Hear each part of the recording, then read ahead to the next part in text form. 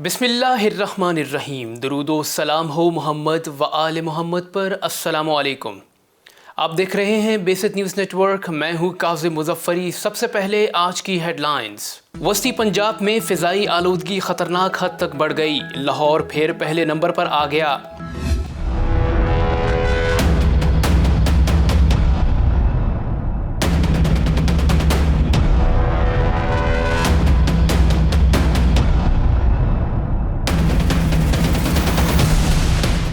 Hezbollah की Saudi अरब को लबनान के मामलात में मुदाखलत से बाज रहने की तंबी। यमनी फौज ने सूबे मअरिब में कार्रवाई करते हुए बड़ी तादाद में सऊदी फौजियों को मौत के घाट उतार दिया।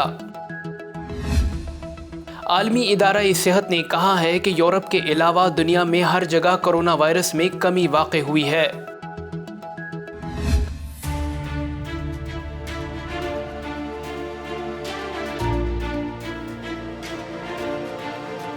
इराक की अब्दुल्ला मूवमेंट के जनरल सेक्रेटरी सैयद हाशिम अल हैदरी का इराकी हुकूमत को खत। सिक्योरिटी काउंसिल का म्यांमार में पुरतशद्दुद कार्रवाइयों को फौरी रोकने का मुतालबा।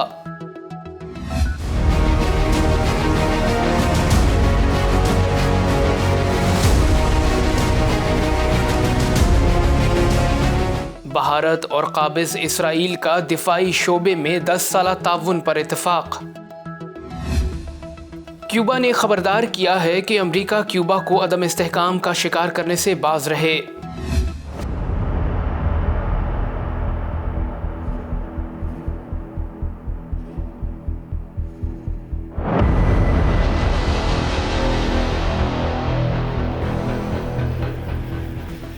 अक़वाम मुत्तहिदा ने 3 हौसी मुजाहिदीन पर पाबंदी लगा दी।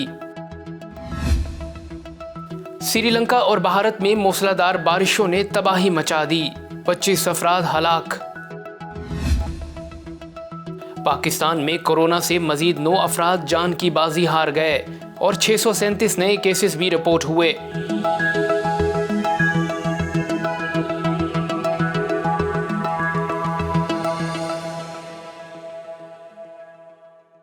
और अब कुछ खबरें तफसील के साथ। वस्ती पंजाब में फ़िज़ाई आलूदगी ख़तरनाक हद तक बढ़ गई। लाहौर फिर पहले नंबर पर आ गया। महकमा माहौलियात के मुताबिक पंजाब में फ़िज़ाई आलूदगी का सबब बनने वाले 188 सनती यूनिट्स के खिलाफ मुकदमात दर्ज किए गए, जबकि सूबे के मुख्तलिफ शहरों से 91 अफराद गिरफ्तार हुए।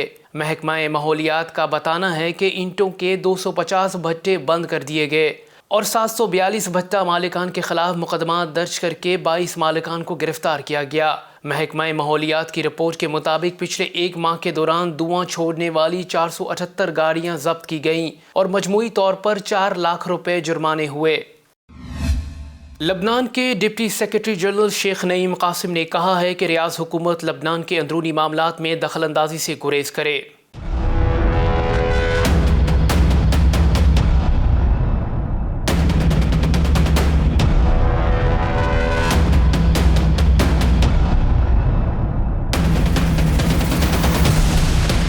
खबर रसां इदारे के मुताबिक लबनान के deputy general secretary Sheikh Naeem Qasim ने कहा है कि रियाज हुकूमत लबनान के अंदरूनी मामलात में दखल अंदाजी से गुरेज करे।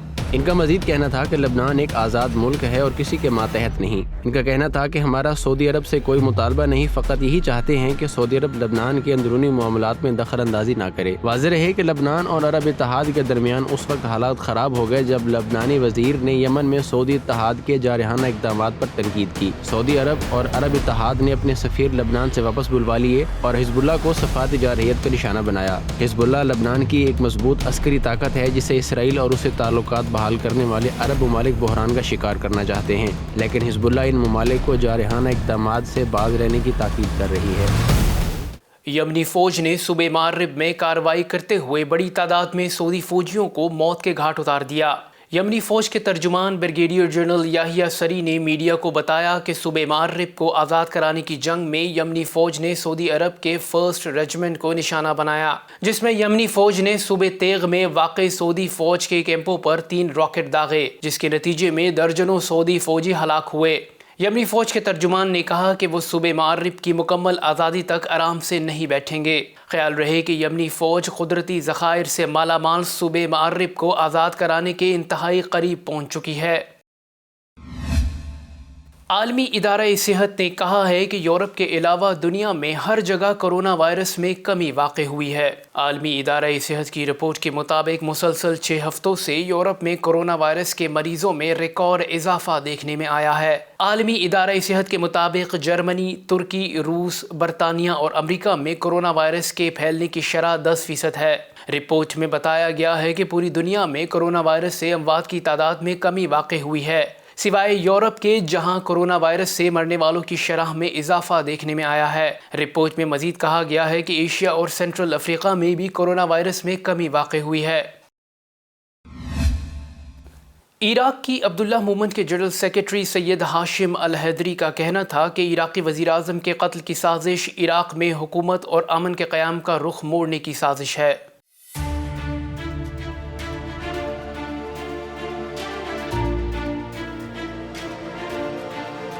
خبر رساں ادارے کے مطابق عراق کی عبداللہ موومنٹ کے جنرل سیکرٹری سید ہاشم الحیدری نے عراقی حکومت کو خط لکھا ہے، جس میں ان کا کہنا تھا کہ عراقی حکومت احتجاج کرنے والوں اور زخمیوں کی جانوں کی حفاظت کرے، کیونکہ عراق کا آئین پرامن احتجاج کی اجازت دیتا ہے۔ ان کا کہنا تھا کہ حکومت سے درخواست ہے کہ جارحین کا پتہ لگائیں اور ان کو کیفر کردار تک پہنچائیں۔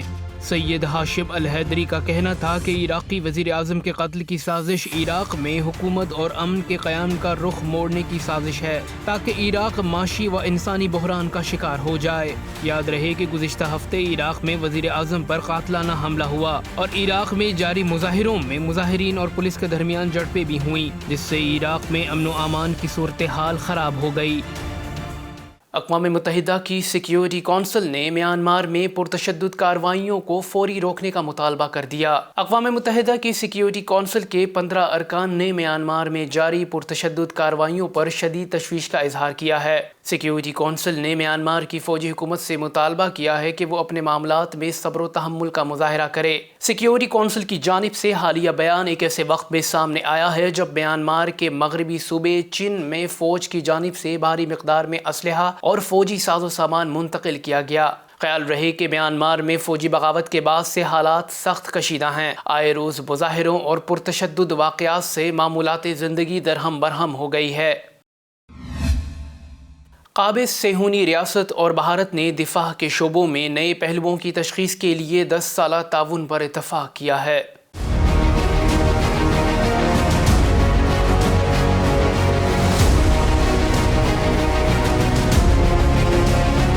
خبرسہ ادارے کی رپورٹ کے مطابق اسرائیل اور بھارت نے ایک ٹاسک فورس تشکیل دی ہے جو دونوں ممالک کے درمیان دفاعی تعاون کے نئے پہلوؤں کی تشخیص دے گی۔ دونوں ممالک کے درمیان نیا دفاعی تعاون منصوبہ دفاعی پیداوار، ہتھیاروں کی خریداری اور تحقیق و ترقی پر مشتمل ہے۔ واضح رہے کہ بھارت اور اسرائیل کے درمیان معاہدہ بھارتی وزارت دفاع کے ڈائریکٹر جنرل اجے کمار کے گزشتہ ہفتے دورہ اسرائیل کے دوران عمل میں آیا۔ یاد رہے کہ اسرائیل گزشتہ کئی دہائیوں سے بھارت کو جنگی ہتھیاروں، میزائلوں، خودکار طیاروں اور ٹیکنالوجی سے لیس کر رہا ہے تاکہ اسرائیل کی طرح بھارت کو ناقابل تسخیر بنا سکے۔ بھارت اسرائیل کے جنگی ساز و سامان کا سب سے بڑا خریدار بن گیا ہے۔ بھارت اور اسرائیل اسلام دشمنی اور مسلمان کشی کے لیے پوری دنیا میں مشہور ہیں اور دونوں ممالک مل کر جنگی صلاحیت میں اضافہ کر رہے ہیں تاکہ ممکنہ خطرات سے نبرد آزما ہو سکے۔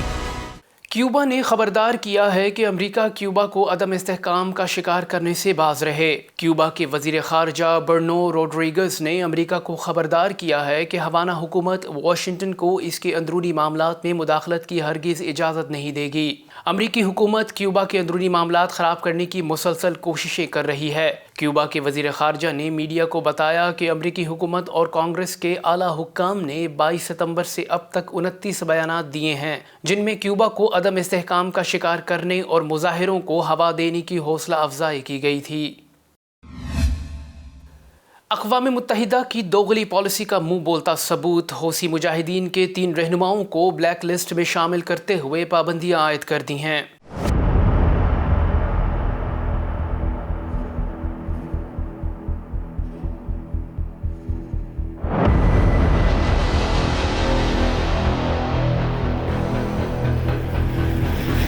غیر ملکی خبر رساں ادارے کے مطابق اقوام متحدہ نے حوثی مجاہدین کے 3 رہنماؤں کو بلیک لسٹ میں شامل کرتے ہوئے پابندیاں عائد کر دی ہیں۔ رپورٹ کے مطابق اقوام متحدہ نے حوثی مجاہدین اور انصار اللہ کے رہنماؤں کو سعودی عرب پر یمن جنگ کے بدلے میں جارحیت کے جرم میں بلیک لسٹ کر دیا ہے۔ بلیک لسٹ ہونے والوں میں چیف آف جنرل اسٹاف محمد عبدالکریم الغماری، نائب وزیر دفاع صالح مصفر صالح اور یوسف المدنی شامل ہیں۔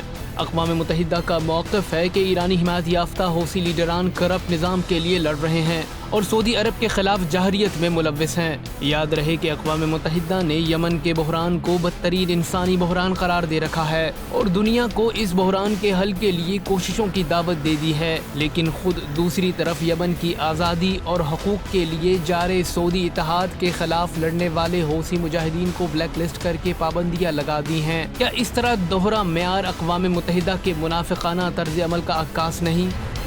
سری لنکا اور بھارت میں موسلا دھار بارشوں نے تباہی مچا دی۔ طوفانی بارشوں سے اب تک 25 افراد ہلاک ہوئے ہیں۔ عالمی خبر رساں ادارے کے مطابق سری لنکا میں مسلسل ہونے والی بارشوں سے مختلف علاقوں میں سیلاب اور لینڈ سلائڈنگ کے واقعات میں مجموعی طور پر 16 افراد ہلاک اور متعدد زخمی ہو گئے۔ بارشیں، سیلاب اور لینڈ سلائڈنگ کے باعث 5000 سے زائد افراد بے گھر ہو گئے۔ دوسری جانب بھارتی ریاست تامل ناڈو میں طوفانی بارشوں اور سیلاب سے 9 افراد ہلاک ہوئے۔ کئی علاقوں میں ٹرانسپورٹ کا نظام درہم برہم اور بجلی معطل ہو گئی۔ محکمہ موسمیات نے ریڈ الرٹ جاری کرتے ہوئے کہا ہے کہ بارشوں کا سلسلہ مزید 2 روز جاری رہے گا۔ میونسپل اداروں اور ہسپتالوں میں ایمرجنسی نافذ کر دی گئی ہے۔ پاکستان میں کورونا سے مزید 9 افراد جان کی بازی ہار گئے، جبکہ 637 نئے کیسز بھی رپورٹ ہوئے۔ پاکستان میں کورونا اعداد و شمار کے مطابق گزشتہ 24 گھنٹوں کے دوران ملک بھر میں کورونا کے 48,882 ٹیسٹ کیے گئے، جن میں سے 637 افراد میں کورونا وائرس کی تصدیق ہوئی، جبکہ وائرس سے 9 ہلاکتیں ہوئیں۔ ملک میں کورونا وائرس کی شرح 1.30% رہی۔ سرکاری پورٹل کے مطابق ملک میں کورونا سے ہلاکتوں کی تعداد 28,575 ہو گئی اور مجموعی کیسز 12,78,751 تک جا پہنچے، جبکہ فعال کیسز کی تعداد 23,270 ہے۔ اب تک کے لیے اتنا ہی۔ مزید خبروں کے لیے دیکھتے رہیے بے ست نیوز نیٹ ورک۔ اپنا خیال رکھیے گا۔ اللہ حافظ۔